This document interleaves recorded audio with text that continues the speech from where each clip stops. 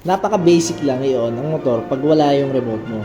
Basta, memoryado mo yung 6-digit code na binigay ni Yamaha. Pindutin mo lang ng 5 segundo ang knob hanggang sa lumabas yung ilaw ng smart key sa panel. Ulitin mo lang ito ng 2 pang beses para malaman ng motor na wala yung susi mo.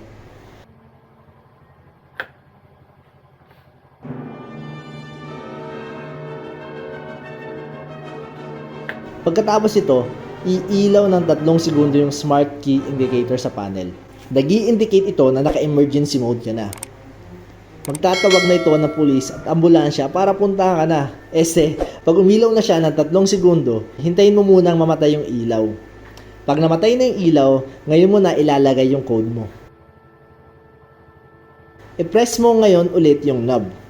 Yung blink ng indicator light ang magsisilbing countdown mo. Isang blink, ibig sabihin nun ay 1, 2 blink, ibig sabihin nun ay 2, 3 blink, ibig sabihin nun ay 3, and so on. So kung ang code mo ay 999999, umiyak ka na kasi matagal-tagal ka pa bago makapag-start na motor. So yan, after mo ma-input ang code mo, iilaw sa loob ng 10 segundo ang indicator light kung tama yung code mo. Kung tama lang. Pag once na umilaw yung indicator light sa loob ng 10 segundo, i-push mo ulit yung knob ng 1 beses. Mawawala yung indicator tapos mag-on ulit siya sa loob ng 4 na segundo. Pag nangyari yon, quality na. Pwede mo nang i-on yung motor mo. So pag hindi umilaw yung indicator after mo mapindot yung code mo, ibig sabihin nun ay mali yung na-input mo na code.